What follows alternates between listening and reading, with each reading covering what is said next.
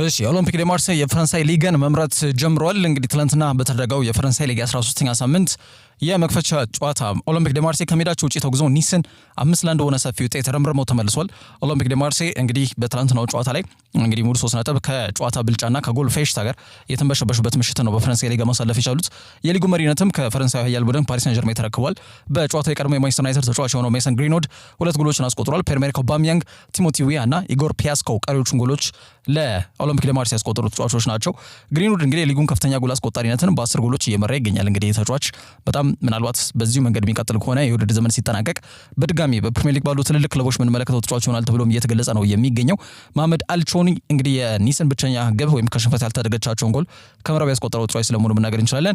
ዛሬም ጨዋታዎች ቀጥሎ ይደረጋሉ። ፈረንሳይ ሊጋ ላይ ፓሪስ ሰን ዠርሜን ወደ ሊጉ መሪነት ለመምጣት ከሌ ሃርቬ ጋር ይጫወታሉ። አዲስ አደጊ ቡድን ነው። ስለዚህ በቀላሉ ፓሪስ ሰን ዠርሜን ጨዋታውን ያሸንፋል ተብሎ ይገመታል። ከዛ ውጪ ሞናኮ ከሬን የሚያደርጉት መራግብርም ያው ፖል ፖግባ 32 ዓመቱ የቀድሞ የማንቸስተር ዩናይትድ አማካይ ምስር ተጫዋች ከ538 ቀናቶች በኋላ በድጋሚ ሜዳ ላይ የምንመለከትበት መራግብር ይሆናል ተብሎም ይገመታል ማለት ነው። ከዛ ውጪ ሊል ከሌላው አዲሱ አዳጊ ቡድን ፓሪስ ኤፍሲ ጋር የሚያደርጉት መራግብሮች ዛሬ በፈረንሳይ ሊግ ይከናወናሉ። ከዛ ውጪ ፌዴሪኮ ኪዬዛ ሊቨርፑልን በመጪው ጥር የዞር መስኮት በውሰትም ቢሆን ለመልቀቅ ከውሳኔ ላይ ደርሷል ተብሏል። ጣሊያን የክንፍ አጥቂ መስመር ተጫዋች ሆነው ፌዴሪኮ ኪዬዛ በዘንድሮው የውድድር ዘመን በሊጉ መክፈቻ መራግብር በተለይ ሊቨርፑል በሜዳቸው አንፊልድ በርንማውዝን 4-2 በሆነ ውጤት ባሸነፉበት ጨዋታ ላይ እንግዲህ መራግብሩ 2-1 እየተጓዘ ባለበት ሰዓት ላይ ተቀይሮ በመግባት ቡድን መሪ ያደረገሽ ጎል ማስቆጠሩ አይዘነጋም።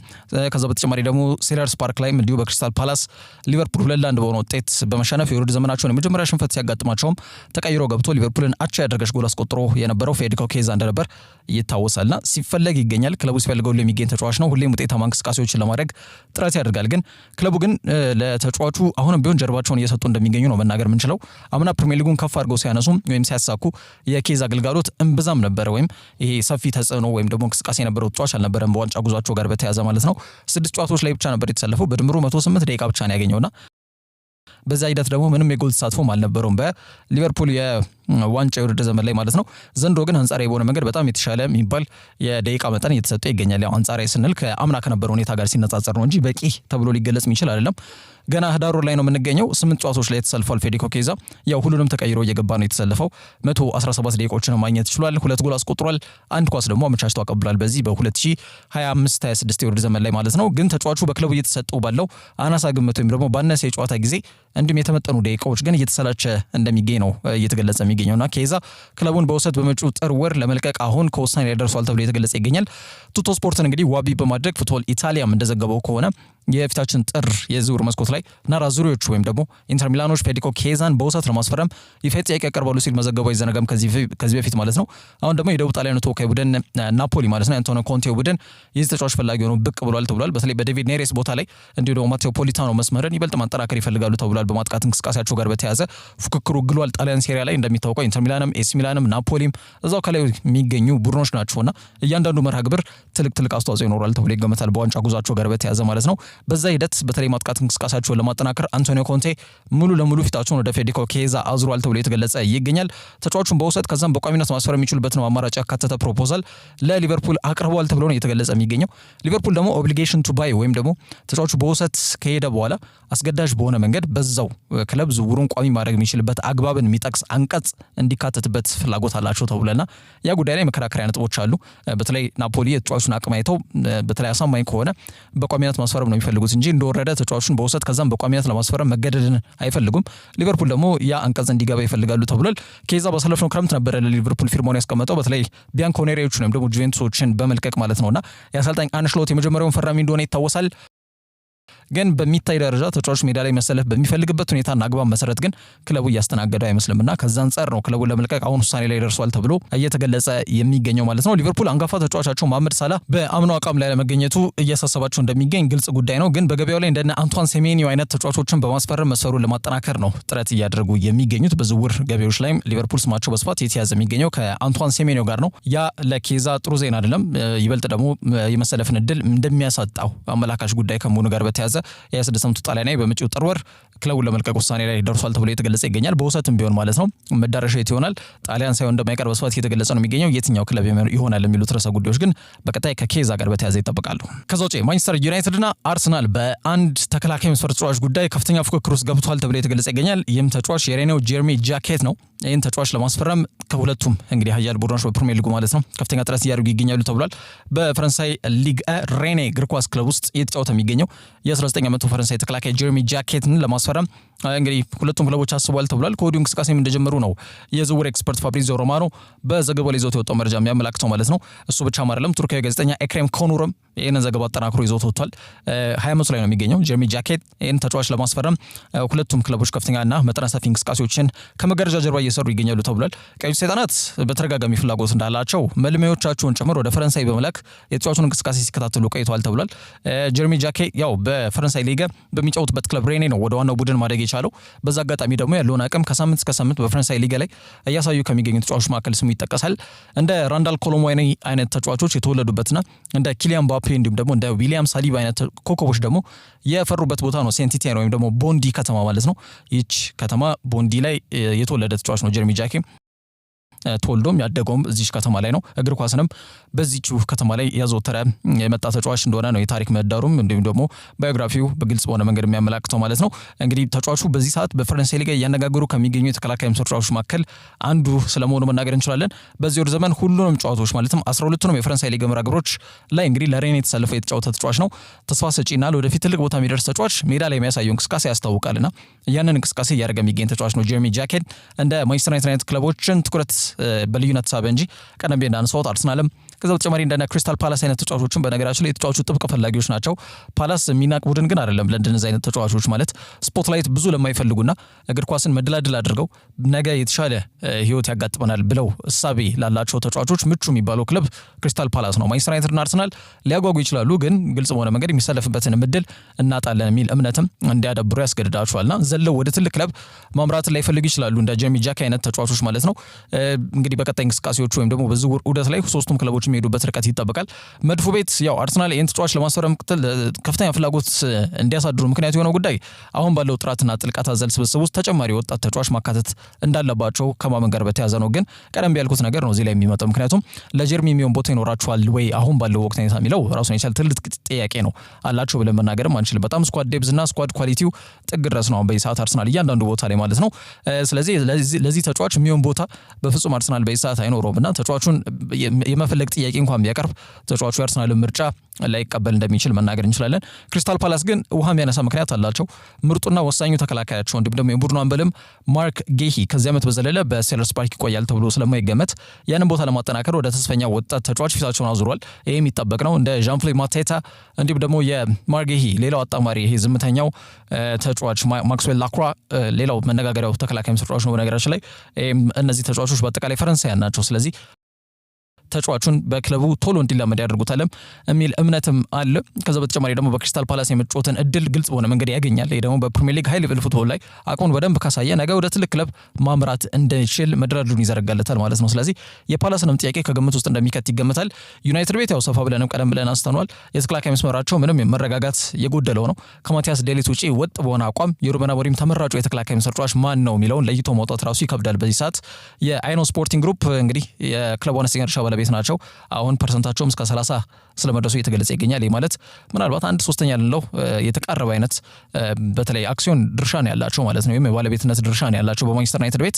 ስለዚህ የዝውውር ፖሊሲያቸው ደግሞ በወጣት ተጫዋች ብቻ እንዲቃኝ የሚል አስገዳጅ አንቀጽ አውጥተዋል። በዛ መንገድ ሊቃኝ ይችላል ብለን እናነሳው እንችላለን። ገና 20 ዓመቱ ላይ የሚገኝ ተጫዋች ከመሆኑ ጋር በተያያዘ ማለት ነው በጥር ወር የሚኖረው ፉክክር ይጠበቃል። እንግዲህ አርሰናል፣ ማንቸስተር ዩናይትድ ከዛ ውጭ ክሪስታል ፓላስ ይህንን ተከላካይ ተጫዋች በስብስባቸው ስለመቀላቀል የሚሄዱባቸው ርቀቶች በቀጣይ የሚጠበቅ ይሆናል። ከዛ ውጭ ዛሬ እንግዲህ ቅዳሜ ነው የክለብ ፉትቦል ይመለሳል ከብሔራዊ ቡድን ያለ ዋንጫ ማጣሪያ መርሃ ግብሮች መልስ ማለት ነው። አብዛኛው ክለብ እንግዲህ የቅድመ ጨዋታ ጋዜጣዊ መግለጫዎችን ሰጥቷል። ስለዚህ በተከታይነት እንግዲህ የሚኖርን መረጃዎች ሞር ከቡድን ዜናዎች ጋር የተያዙ እንደሚሆኑ አስቀድመን መናገር ያስፈልጋል። በዚህ ሳምንት በጣም ተጠባቂ ከሆኑ የፕሪሚየር ሊግ መርሃ ግብሮች መካከል ነገ ምሽት 1 ሰዓት ተኩል ሲል የሚከናወነው የአርሰናልና የቶትናም ሆትስፐርስ መርሃ ግብር ነው። ከዚህ ጋር በተያያዘ ሚኬል አርቴታ የቅድመ ጨዋታ ጋዜጣዊ መግለጫዎችን ሰጥቷል። ሪካርዶ ካላፊዮሪ ለደርቢው ጨዋታ ዝግጁ መሆኑን ተናግሯል። ከዛ ውጭ ግን ጋብሪኤል ማጋሌሽ ገና ተጨማሪ ምርመራዎችም ይጠብቁታል ሲል ነው በይፋ ያሳወቀው። ማለት ከ1 ወር እስከ 2 ወር አይደል ሲባል የነበረው። ስለዚህ ከአንድ ወርም በላይ ከሜዳ ሊርቅ እንደሚችል ፍንጭ እንደሰጠ መናገር እንችላለን። የእንግሊዝ ፕሪሚየር ሊግ 12ኛ ሳምንት ዛሬ ይመለሳል። ታዲያ ስፔናዊው የመድፎ አለቃ ሚኬል አርቴታ በሳምንት ታላቅ ከሆነው ጨዋታ ከሰሜን ለንደን ደርቢ መርሃ ግብር በፊት የወቅታዊ ቡድን ዜናዎቹ ጋር በተያያዘ ያሉትን ጉዳዮች ማብራሪያዎች ለሚዲያዎች ከመስጠት ጋር በተያያዘ በቅድመ ጨዋታ ጋዜጣዊ መግለጫዎች ላይ ተገኝቶ ነበረ። ተጨማሪ ማብራሪያዎችን ሰጥቷል። ታዲያ ከብራዚል ቡድን ወሳኝ ተከላካይ መስመር ተጫዋች ጋብሪኤል ማጋሌሽ ጋር በተያያዘ ቀደም ብሎ እንግዲህ ለብራዚል ብሔራዊ ቡድን ግዳጅ ላይ ያለ ባጋጠመው ጉዳት ምክንያት ምርመራ ከተደረገለት በኋላ እነሰ ከተባለ ለአንድ ወር በዛ ከተባለ ለሁለት ወር ከሜዳ እንደሚርቅ መገለጹ ይታወቃል። ታዲያ አሰልጣኙ ትላንትና ተጫዋቹ የጭን ጡንቻው ላይ እንግዲህ ተጨማሪ ምርመራ ማድረግ እንደሚኖርበትና የፈረንጆቹ አዲስ ዓመት ሲቃረብ ወይም ደግሞ ለክሪስማስ ወይም ለበዓል ሰሞን አካባቢ ለሚኖሩ መርሃ ግብሮች ላይ በሙሉ ጤንነት ልናገኘው የምንችለው ተጫዋች ይሆናል ብዬ ነው የምገምተው ሲል አሳሳቢ ሊሆን የሚችል ተጨማሪ አዲስ መረጃ አጋድቷል ማለት ነው። ብራዚላዊ ተከላካይ መድፉ የተከላካይ መስመር ዋና ምሰሶ ከመሆንም ባለፈ ከቆመ ኳስ ያለውን አቅምና ክህሎት ከግምት ውስጥ በመክተት የክለቡ አንዱ የጎል ምንጭም ጭምር ነውና ይህንን ተጫዋች ማጣት ለመድፈኞቹ ከባድ ቆስል ሊያስከትል እንደሚችል ከዚህ በፊትም ማንሳታችን አይዘነጋም። ጉዳቶች ከኛ ቁጥጥር ውጪ ናቸው ብሏል ሚኬል አርቴታ። ጋብሪኤል ይህንን ጉዳት ያጋጥማል ብለን በፍጹም አልጠበቅንም። አንዴ ተፈጥሯል። መፍትሄ ሀሳቦችን ብቻ መመልከት ነው የሚኖርብን። ስብስባችን ጠንካራ ነው። ሁሉም ተጫዋቾች የራሳቸው ክህሎት አላቸው። ስለዚህ አሁን ራሳቸውን የሚያሳዩበት ስቴፕ አፕ የሚያደርጉበትና በሚገባ ያላቸውን አቅም ደግሞ በማሳየት ለክለቡ ውጤታማ እንቅስቃሴ የሚያደርጉበትን እድል በሚገባ ይጠቀማሉበታል ብዬ ገምታለሁ ሲል ሀሳብ ሰጥቷል። ጋብሪኤል ሁሉንም የእንግሊዝ ፕሪሚየር ሊግ ጨዋታዎች ተሰልፎ የተጫወተ ተጫዋች ነው። አርሰናል 5 ጎል ብቻ ነው የተቆጠረበት በእነዚህ 11 መርሃ ግብሮች ማለት ነው። በዛ ሂደት የአንበሳውን ድርሻ ከተወጡ ተጫዋቾች መካከል ስሙ ይጠቀሳል። ያ ብቻም አይደለም። አርሰናል በዚህ ውድድር ዘመን 16 ጎል ነው ያስቆጠሩት በአጠቃላይ ማለት ነው ኢን ኦል ኮምፒቲሽን። ከነዛ መካከል 11ዱን ከቆመ ኳስ ነው እንግዲህ አርሰናል ከመረብ ማስቆጠር የቻለው ማለት ነው። በዛ ሂደት 2 ጎል አስቆጥሯል። 2 ኳስ ደግሞ አመቻችቶ ማቀበል እንግዲህ ጋብሪኤል ማጋሌሽ በአራቱ ጎሎች ላይ ቀጥተኛ ተሳትፎ እንደነበረው መናገር እንችላለን። ይሄ ግልጽ በሆነ መንገድ የአርሰናል የቆሙ ጎሎች ላይ 69% አስተዋጽኦ ያለው ተጫዋች ነው። ስለዚህ እሱ አለመኖር በአጠቃላይ አርሰናል ከቆመ ኳስ የሚያገኛቸውን ድሎች የሚጠቀምበትን አህዝ እጅግ በጣም ዝቅ እንደሚያደርገው መናገር ይቻላል። ስለዚህ የሱ አለመኖር ከፍተኛ ያሉት ተጽዕኖ ቡድን ውስጥ እንደሚኖረው ምንም ጥያቄ የለውም። አያይዞም ከሪቺ ወይም ከሪካርዶ ካላፊዮሪ ጋር በተያያዘ እስካሁን ከቡድኑ ጋር ልምድ እንዳልሰራ ነው የተናገረው ሚኬል አርቴታ።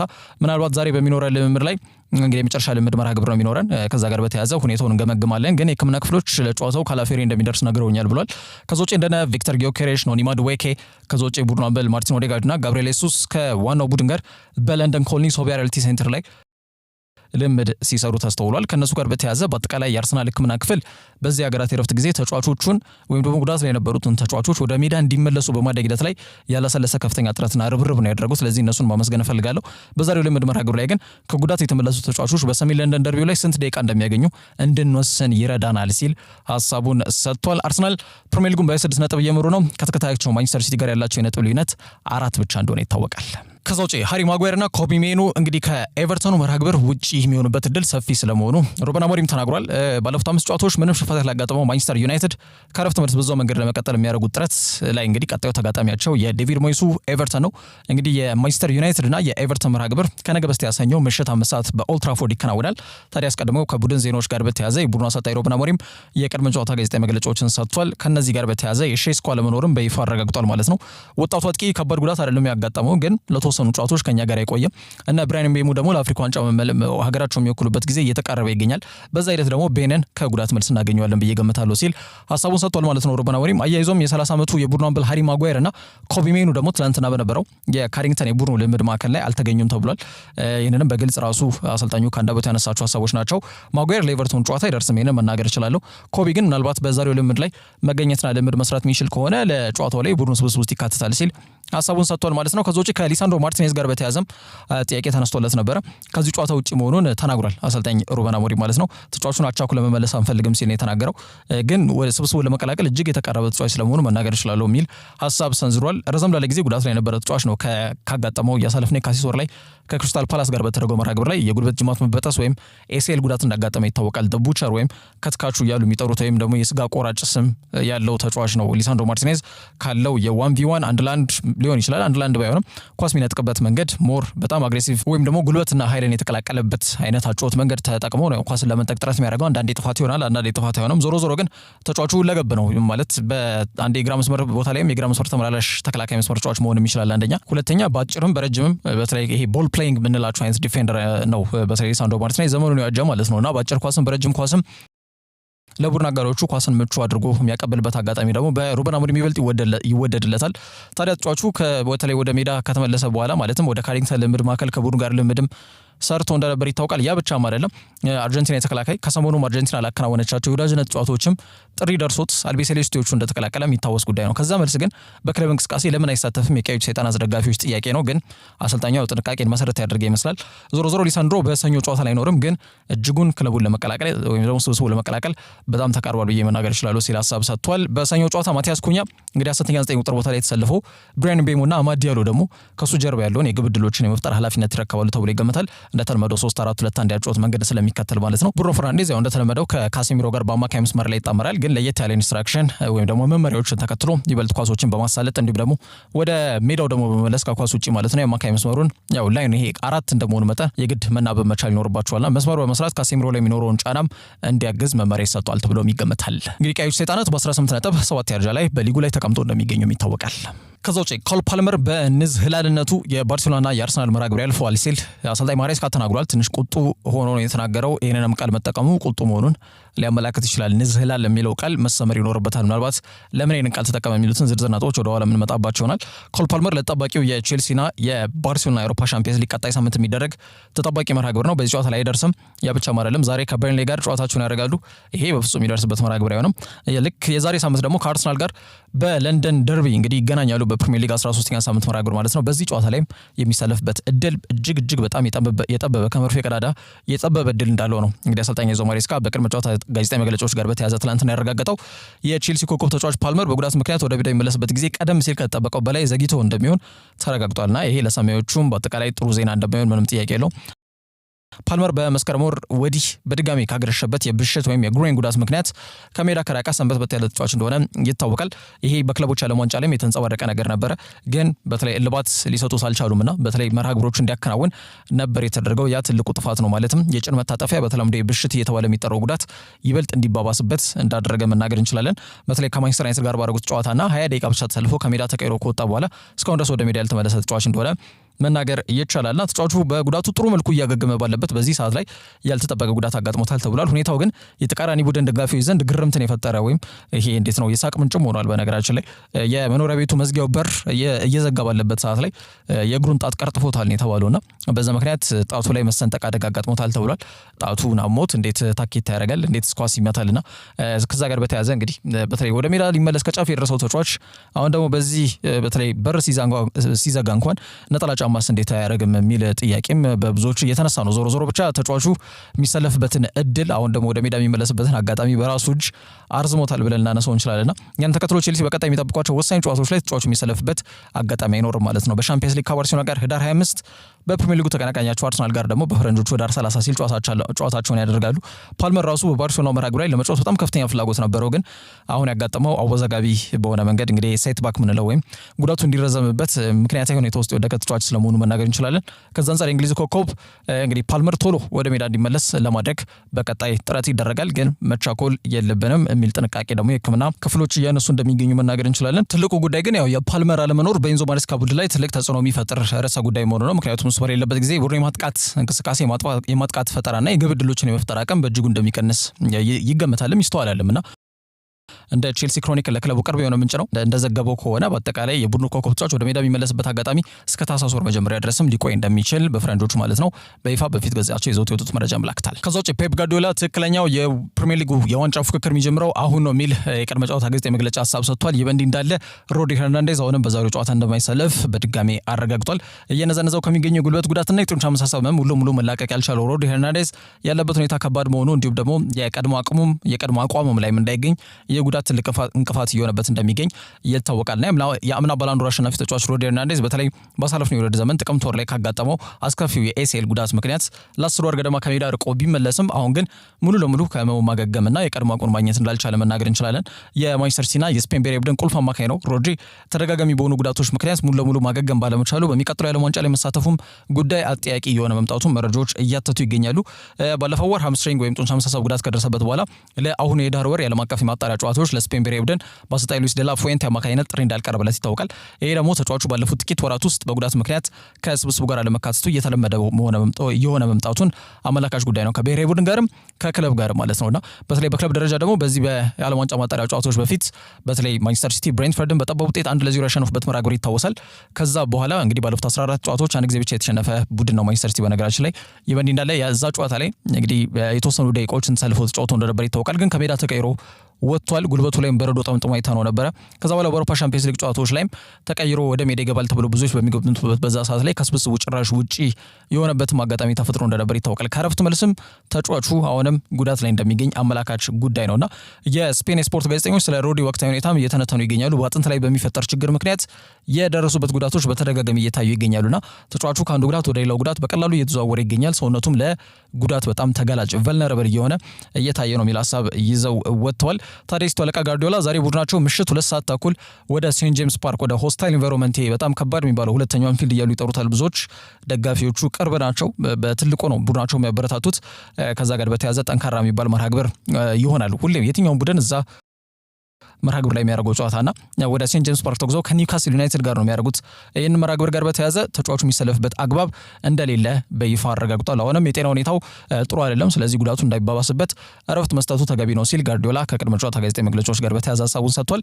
ከዛ ውጪ ስለ ኒውካስሉ አማካኝ ብሩኖ ጊሜሬሽ ሀሳብ ሰጥቷል። ምርጥ ተጫዋች ነው፣ ገና ሊዮን ቤት እያለ መለከተው ተጫዋች ነበርና ኒውካስል በጣም ጥሩ አቅም ያለው ተጫዋች ነው ማግኘት እየቻሉት፣ ከጊዜ ወደ ጊዜ ደግሞ ይበልጥ አቅሙን እያዳበረም ይገኛል።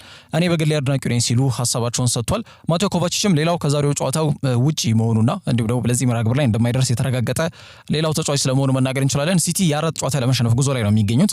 ያንን አጠናክረው ለመቀጠልና የሊጉ መሪ አርሰናል ያላቸውን የነጥብ ልዩነት ወደ 1 በማጠብ መድፈኞቹ ላይ ጫና ለማሳደር ከፍተኛ ጥረት የሚያደርጉበትን መርሃ ግብር ይሆናል ተብሎ ይገመታል ማለት ነው። ታዲያ ይህ በእንዲህ እንዳለ የእንግሊዝ ፕሪሚየር ሊግ ትክክለኛው ፍክክር የሚጀምረው አሁን ነው ሲል ተናግሯል። እንግዲህ ጋርዲዮላ ማለት ነው በዋናነት ከዚህ በኋላ ያለውን ትንቅንቅ እጅግ ጠንካራ እንደሚሆን በይፋ አስምሮበታል ማለት ነው። ፕሪሚየር ሊጉ 2 መልክ አለው ያለው ስፔን አሰልጣኝ አንደኛው የተጫዋቾች የክረምት የዝውውር መስኮት እንደተጠናቀቀ ሲሆን ሁለተኛው ደግሞ የሀገራት ጨዋታዎች እንደተጠናቀቁ ነው የሚል ነገር አንስቷል። አሁን የሀገራት ጨዋታዎች ተጠናቋል።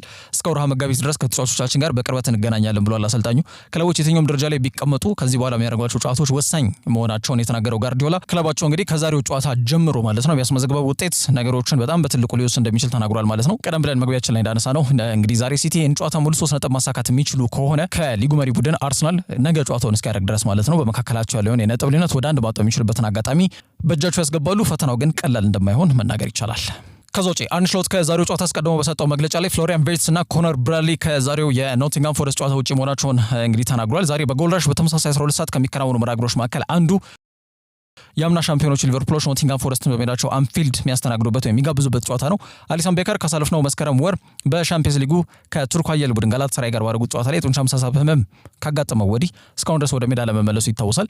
ምናልባት በዛሬው ጨዋታ ላይም ስብስቡ ሊቀላቀል እንደሚችል የተገለጸ የሚገኘው ከሊጉ መሪ አርሰናል በ8 ነጥብ ዝቅ ብለው 8ኛ ደረጃ ላይ ለተቀመጡት የአምና ሻምፒዮኖች ሊቨርፑሎች የተጫዋቾቹ መመለስ በጣም አስፈላጊ እንደሚሆን መናገር እንችላለን። ከዛ ውጪ የ125 ሚሊዮን ፓውንድ ግዢያቸው አሌክሳንደር ኢዛክ አሁንም ወጥ የሆነ ጥሩ ጅማሩን በሊቨርፑል ማሳየት አልቻለም።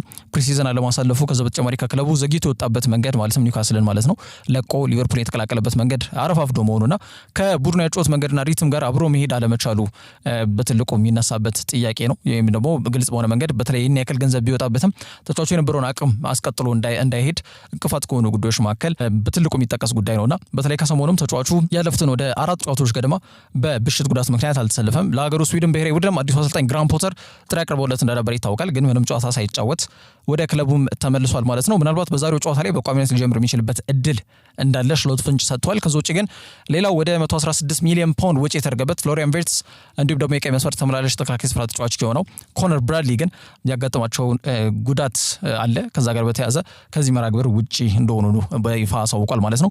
ሁለቱም የጡንቻ ህመም እንዳለባቸው ነው ስሎት የተናገረው። ግን ፍሎሪያን ቪርትዝ ብዙ ይርቃል ብለን አንገምትም፣ ብራድሊ ግን እስከ 1 ወር ገደማ ከሜዳ ሊርቅ እንደሚችል ይገመታል ሲሉ ሀሳባቸውን ሰጥቷል። ከዛ ውጪ ስታዲዮ ሎስ ኮምፓኒስ ላይ እንግዲህ የነገሰው ራፊኒያ ከ1 ወር በላይ ለሚሆን ጊዜ ከጉዳት ከራቀ በኋላ በዛሬው ጨዋታ ላይ ስብስቡን በይፋ እንደሚቀላቀል ሃንሲ ዲተር ፍሌክ አሳውቋል። ብራዚላዊ ክንፍ አጥቂ ተጫዋች ነው ራፊኒያ። ባርሴሎና በጊዜ ስቴዲየማቸው ሎስ ኮምፓኒስ ላይ የነገሰው ተጫዋች ነው። እንግዲህ 24 ጎል አስቆጥሯል። 19 ኳስ ደግሞ አመቻችቶ በማቀበል ስቴዲየሙ ተመችቶት ነበረ። ከላሚን ያማልም ሆነ ከሌቫንዶስኪ የተሻለ የጎል ተሳትፎ የነበረው ተጫዋች ስለመሆኑ ቁጥሮች ያመላክታሉ። አሁን ግን በሚታወቁበት ስቴዲየማቸው አንጋፋው ካምፕኑ ይመለሳሉ። እሱም ከባይሴፕስ ፌሞሪስ ወይም ከዚህ ጡንቻ መሳሳብ ጉዳቱ ሙሉ ለሙሉ ተመልሶ ስብስቡን በይፋ ተቀላቅሏል ማለት ነው። ነው። እንግዲህ ዛሬ ከአትሌቲኮ ቢልባኦ ጋር የሚያደርጉት ጨዋታ ፈታኝና አጓጊ ነው። አንደኛ ከ900 ቀናቶች በኋላ በካምፕ ኑ ተመልሰው የሚያደርጉት መርሃ ግብር መሆኑ፣ ሁለተኛው ከሪያል ማድሪድ ጋር እንግዲህ ያላቸውን የነጥብ ልዩነት የሚያጠቡበት አጋጣሚ አለ። ማለትም ማድሪድ ነገ ጨዋታቸውን እስኪያከናውኑ ድረስ ከኤልቼ ጋር ማለት ነው የሊጉ መሪነትን በጊዜያዊነት የሚረከቡበትን አጋጣሚ ይዘው የሚያደርጉት መርሃ ግብር መሆኑ ይበልጥ የዛሬው የባርሴሎናና የአትሌቲኮ ቢልባኦ መርሃ ግብር እንዲጠበቅ ያደርጓል። ሌላው ወሳኝ ተጫዋቻቸው ላሚን ያማልም በተለይ ከብሔራዊ ቡድኑ ከስፔን ጋር ያው ስፔንና ባርሴሎና መካከል ያለው ውዝግብ ይታወቃል። በዚህ ውዝግቦች ውስጥ አልፎ ካምፑን ለቆ ክለቡ እንዲቀላቀል ፈቃድ እንዳገኘ ይታወቃል። ስለዚህ ህመሙን በደንብ አስታሟል። ከዛሬው ጨዋታ ላይም በቋሚነት ይጀምራል ወይም ደግሞ ይሰልፋል ተብሎ ነው የሚገመተው። ከዛ ውጪ ማርከስ ራሽፈርድ ጋር በተያያዘ ከካምፕ ሲመለስ እንግዲህ ሆዱን አሞታል ተብሏል። ራሽፈርድ የሆድ ህመም አለበት። ምናልባት በጨዋታው ላይ ሁኔታውን አይተን እንዳስፈላጊነት ወይ ቋሚ ወይ ተቀያሪ ወንበር ላይ ሆኖ ጨዋታውን እንዲያሳልፍ እናደርጋለን ሲል አሰልጣኝ ፍሊክ ተናግሯል። ባርሴሎና ሊቀላቀል ከጫፍ ደርሶ በጣም በስፋት በዛ መልኩ መገናኛ ብዙሃን ከተቀባበሉት በኋላ ለረጅም ዓመት በሳን ማሜስ የሚያቆየውን ውል ያደሰው ኒኮ ዊሊያምስ ጀስት ይሄ ከአትሌቲኮ ቢልባኦ ሳምንት የክፍያ ብቻ ከፍ እንዲል የባርሴሎናን ዜና የተጠቀመበት ተጫዋች ነውና በዛ መንገድ ይቀር ይሉታል ተብሎ የገመቱን ባርሴሎናዎችና ዛሬ እንግዲህ በብሔራዊ ቡድን ደረጃም ይታወቃል ከላሚን ያማል ጋር የቅርብ ጓደኞች እንደሆኑ ይታወቃሉ። ታዲያ ዛሬ ወደ ካምፕ ኑ ይመለሳል። በዚህ መርሃ ግብር ላይም ጥሩ የሚባል አቀባበል የማይገጥመው ተጫዋች እሱ ይሆናል ተብሎ ነው የሚገመተው። ኳስ ሲነካም ከፍተኛ የተቃውሞ ድምጽ ወደ 40,000 ደጋፊዎች በከፊል ነው ክፍት የሆነው በነገራችን ላይ ካምፕ ኑ። ስለዚህ ወደ 44,000 ወይም 40,000 ገደማ ደጋፊዎችን ብቻ ነው ማስተናገድ የሚችለው። ቢሆንም ግን በእነዚህ ደጋፊዎች መጮህ ራሱ ቀላል ነገር አይደለምና ከፍተኛ ጩኸት ኳስ በነካ ቁጥር ይጠብቋል ተብሎ የሚገመታል። ይህ መርሃ ግብር 12 ሰዓት ከሩብ ሲል ዛሬ የሚከናወን ይሆናል። ከዛ ውጪ ቶተንሃም ስፐርስ ሮድሪጎን በመጪው ጥር ወር ለማስፈረም 85 ሚሊዮን ፓውንድ መመደባቸው ተገልጿል። ይሄ መረጃ ለአርሰናል መልካም ዜና እንደማይሆን ግልጽ ነው። ይህንም ብራዚል ላይ በመጪው ጥር ወር በእጃቸው ለማስገባት ከፍተኛ በሆነ መንገድ መጠነ ሰፊ ስራዎችን እየሰሩ ለነበሩት መድፈኞቹ በዚህ ሰዓት እንግዲህ የከተማ ተቀናቃኛቸው ቶተንሃሞች ፉክክሩን መቀላቀላቸው መስማታቸው ትልቅ ስጋት እንደሚፈጥርባቸው በግልጽ መናገር ይቻላል። የሮድሪጎ ወደፊት ዕጣ ፈንታ ጋር በተያያዘ የሚወጡ መረጃዎች ሁሌም ትኩስና መነጋገሪያ ርዕስን እየሆነ እየመጣ ይገኛል። ከቀድሞ ባየር ሌቨርኩሰን አሰልጣኝና በሪያል ማድሪድ 250 በላይ ጨዋታዎችን ተሰልፎ በተጫወተው ዣቪ አሎንሶ ስር እንግዲህ ወይ ቤርናቦ ከደረሰ በኋላ ራሱን ተቀያሪ ወንበር ላይ ያገኘው ተጫዋች ነው። ያው ቦታውንም ለፍራንኮ ማስታንቱዋኖ አሳልፎ የሰጠ ይመስላል። አሰልጣኝ ቶማስ ፍራንክ በአሰልጣኝነት ዘመኑ እጅግ ዝቅተኛ የግብ ዕድሎችን የሚፈጥር ቡድን የተረከበው ባሳለፍነው ክረምት የዙር መስኮት ላይ እንደ መሐመድ ኩዱስ እንደ ዣቪ ሲመንስ አይነት ተጫዋቾችን ማስፈረም መቻሉ ነው እንጂ የማጥቃት እንቅስቃሴያቸው ደግሞ ይበልጥ በጣም ጥያቄ የሚነሳበት እንደሚሆን መናገር እንችላለን። ዳያን ክሊሴቭስኪ ከጉዳቱ እያገገመ ነው በጥሩ መንገድ ምናልባትም በሁለት ሳምንት ጊዜ ውስጥ ወደ ስብስብ ወደ ቶትናም የዋናው ቡድን ልምምድ የሚመለስበትን አይነት የጤና ሁኔታ ላይ ይገኛል ተብሎ ይገመታል። ከዛ ውጪ ግን ጄምስ ማዲሰን እና ዶሚኒክ ሶላንኬ አሁንም ጉዳት ላይ ናቸው። ሪቻርልሰን የአቋም መዋዠቅ ይታይበታል። ራንዳል ኮሎሙዋኒ በእንቅስቃሴ ረገድ ጥሩ ነው፣ ግን እምነት የሚጣልበት አጥቂ መሆን አልቻለም። የሰሜን ለንደኑ ክለብ ያሉትን ሁኔታዎች ከግምት ውስጥ በመክተት የከተማ ተቀናቃኛቸውን አርሰናሎችን በንቃት በመንቀሳቀስም ሮድሪጎን ለማስፈረም እየሄዱ ያሉበትን ርቀት ለማስተጓጎልና ሮድሪጎን በነጩ ማሊያ እንዲያጠልቅ ለማድረግ በአጠቃላይ ማለት ነው የሚያስችል ስራዎችን በይፋ መስራት መጀመራቸው የተገለጸ ነው የሚገኘው። ተጫዋቹ በተለይ ዝግ ስብሰባ ወይም ደግሞ አንድ ለአንድ ከአሰልጣኙ ዣቪ አሎንሶ ጋር ውይይቶችን ካደረገ በኋላ ያጭቆት መንገድ እቅድ ውስጥ እንደሚካተትና ትዕግስተኛ ሆኖ ቦታውን ለማስጠበቅ ብቻ ጥረት እንዲያደርግ ከተነጋገሩና ከተስማሙ በኋላ ዘንድሮ እንግዲህ እያየ ያለው ነገር ግን ብዙም ከዛ ወይም ደግሞ ከአምና የተለየ ነገር የለውም። ተጫዋቹ በሁሉም ጨዋታዎች ዘንድሮ 3 ጊዜ ብቻ ነው ተሰልፎ መጫወት የቻለው። በማድሪድ ባለው ሁኔታ በተሰጠው ፎልስ ፕሮሚስ ወይም በተሰጠው ሐሰተኛ ተስፋ ተሰላሽቷል የተባለው ይህ ብራዚላዊ ኮከብ ፕሪሚየር ሊጉን በይፋ ሊቀላቀል የሚችልበት እድል እጅግ በጣም ሰፊ ስለመሆኑ መናገር እንችላለን። ተጫዋቹ ነገሮች ይስተካከላሉ ብሎ ቢጠብቅም ምንም ለውጥ ስለሌለው ማለት ነውና በዚህ አሰልጣኝ ስር ቦታውን አስጠብቆ የመቀጠሉ ሁኔታውን በጣም አጣብቀኝ ውስጥ ወድቋልና ዣቪ አሎንሶ ለማድሪድ ቦርድ ለአመራሮች በዋናነት ለፕሬዚዳንቱ ፍሎሬንቲኖ ፔሬዝም ሳይቀር ተጫዋቹን በግልጽ አሁን የሚሸጥበት አግባብ ካለ ክለቡ ተጠቃሚ የሚሆንበት መንገድ ይዘርጋ የሚል ምክር ሀሳብ አቅርቧል ተብሎ የተገለጸ ይገኛል። ያ ደግሞ ይበልጥ ተጫዋቹ በጥር ወር ክለቡ ሊለቅ እንደሚችል ፍንጭ የሰጠ ጉዳይ ነው ተብሏል። የሰሜን ለንደን ደርቢ እንግዲህ ነገ ሜዳ ላይ ይከናወናል። ከሜዳ ውጭ ደግሞ በሮድሪጎ ጉዳይ የሰሜን ለንደን ደርቢ ፉክክር እንደሚቀጥል ይገመታል። በመጨረሻም እንግዲህ በአምስቱ ታላላቅ የሚባሉ ሊጎች ላይ ተጠባቂ የሚባሉ መርሃ ግብሮችና የጨዋታ ጥቆሞችን ወደ እናንተ እናድርስ። ፕሪሚየር ሊጉ ዛሬ ይመለሳል በ12ኛ ሳምንት። ቀደም ብለን እንዳነሳነው 9 ሰዓት ተኩል ሲል በእነሱ ምሳ ሰዓት ነው። ታርፍ ሞር ላይ አዲሱ አዳጊው ቡድን የስኮት ፓርከሩ በርንሌይን እንግዲህ ቼልሲዎችን የሚጋብዙ ይሆናል። አምሻሽ 12 ሰዓት ሲል በጎልራሽ እንግዲህ ወደ 5 የሚጠጉ መርሃ ግብሮች በተመሳሳይ ሰዓት ላይ ይደረጋሉ። በርንማውዝ ከዌስትሃም ዩናይትድ፣ ብራይተን ከብሬንትፈርድ፣ ፉላም ከሰንደርላንድ፣ ከዛ ውጪ ሊቨርፑል ከኖቲንግሃም ፎረስት እና ወልቭስ ከክሪስታል ፓላስ ጋር የሚያደርጉት መርሃ ግብር በተመሳሳይ 12 ሰዓት ላይ ይደረጋል። ምሽት 2 ሰዓት ተኩል ሲል ደግሞ ሴንት ጄምስ ፓርክ ላይ ኒውካስል ዩናይትድ ማንቸስተር ሲቲ የሚጋብዙበት መርሃ ግብር የብዙዎችን ትኩረት የሳበ መርሃ ግብር ነው። ላሊጋ ላይ ቀደም ብለን እንዳነሳነው ባርሴሎናና አትሌቲኮ ቢልባኦ የሚያደርጉት መርሃ ግብር 12 ሰዓት ከሩብ ይደረጋል ይጠበቃል። ባርሴሎና ካሸነፈ የላሊጋውን መሪነት በጊዜነትም ቢሆን የሚረከቡበት አጋጣሚ ስለሚኖር ይህ ጨዋታ በልዩነት ትኩረት እንደሳበ መናገር ይቻላል። ጣሊያን ሴሪያ ላይ ፊዮሬንቲና ከጁቬንቱስ ጋር የሚያደርጉት መርሃ ግብር የብዙዎችን ትኩረት ስቧል።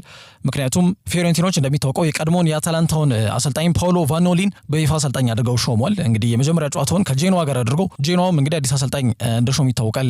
ዳንኤል ዴሮሲን ማለት ነው። ባቸው ውጤት ነበር የተጠናቀቀው። ከዛ መልስ በሜዳቸው የሚያደርጉት መራግብር ከመሆኑ ጋር በተያያዘ ሙሉ 3 ነጥብ ለማሳካት ካሉበት ወቅታዊ የደረጃ ሰንጠረዡ ግርጌ ላይ ነው የተቀመጠው ፊዮሬንቲና። ስለዚህ በሜዳቸው አርቴሞ ፍራንቺ ስቴዲየም የሉቺያኖ ስፓሌቲ ቡድን ጁቬንቱስ የሚጋብዙበት መራግብር ይጠብቃል። ይህ ጨዋታ ምሽት 2 ሰዓት ይደረጋል። የዚህ ጨዋታ መጠናቀቅ ተከትሎ ምሽት 4:45 እንዲሁ ናፖሊ ከአታላንታ የሚያደርጉትም ጨዋታ የብዙዎችን ትኩረት እንደሳበ መናገር እንችላለን። ናፖሊ በ22.4 ደረጃ ላይ ተቀምጦ ይገኛል። አታላንታ ደግሞ በ13.13 ደረጃ ላይ ተቀምጦ ይገኛል። አታላንታም እንዲሁ አሰልጣኝ ቀይረው የሚያደርጉት የመጀመሪያ መራግብር ነው የሚሆነው። ራፋኤል ፓላዲኒዮ ኢቫን ጁሪችን ተክቶ እንግዲህ በተለይ ቤርጋሞ እንደደረሰ ይታወቃል። ከናፖሊ ደግሞ ጠንካራ ፉክክር ያደርጋሉ ተብሎ ይገመታል። ይህ ጨዋታ ምሽት 4:45 ሲል የሚከናወን ይሆናል። በጣሊያን ሴሪያ ፈረንሳይ ሊጋ ላይም ያው መግቢያችን ላይ እንዳነሳ ነው ሬኔ ከሞናኮ ጋር የሚያደርጉት መራግብር ነው። ፖል ፖግባ ወደ ሜዳ ከ538 ቀናቶች በኋላ የሚመለስበት መራግብር ከመሆኑ ጋር በተያያዘ እጅጉን ይጠበቃል። ከዛ ውጪ ምሽት 5 ሰዓት ላይ እንዲሁ ፓሪስ ሴን-ዠርሜን ከአዲሱ አዳጊ ቡድን ለሃቭሬ የተባለው ቡድን ጋር ጨዋታቸውን ያደርጋሉ። የውዴታ ግዴታ ውስጥ ገብቶ ነው መራግብሩን የሚያደርጉት። እርግጥ ብዙ የሚያሳስብ መራግብር አይደለም። በሜዳቸው ፓርክ ዴ ፕሪንስ የሚያደርጉት መራግብር ከመሆኑ ጋር በተያያዘ ግን ትላንትና መግቢያችን ላይ እንዳነሳ ነው ኦሎምፒክ ዴ ማርሴይ የሊጉ አናት ላይ መቀመጥ የቻሉበትን ውጤት ትላንትና አስመዝግቧል። ስለዚህ መሪነታቸውን ደግሞ እንግዲህ ለመረከብ ይህንን ጨዋታ ማሸነፍ ግድ ይላቸዋልና የጨዋታ ምሽት 5 ሰዓት ሲል ፓርክ ዴ ፕሪንስ ላይ እንደሚከናወን መናገር ይቻላል ማለት ነው። ጨዋታዎቹ እንድትከታተሉ ጋበዘን። ለዛሬ ያዝላችሁ ስፖርታዊ መረጃዎች እነዚህን ይመስላሉ። ያላችሁበት ጥሩ ጊዜ